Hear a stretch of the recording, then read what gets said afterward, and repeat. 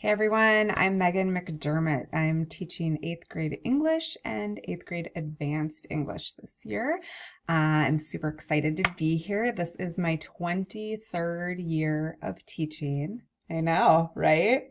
I look like I'm barely 23 myself, but yes, it's my 23rd year, my 17th year in Prior Lake, and I'm super excited. I love 8th grade. I love 8th grade English. I'll tell you a little bit about myself. I have a husband, Phil, and I have three Lakers. One of them is a junior at the high school.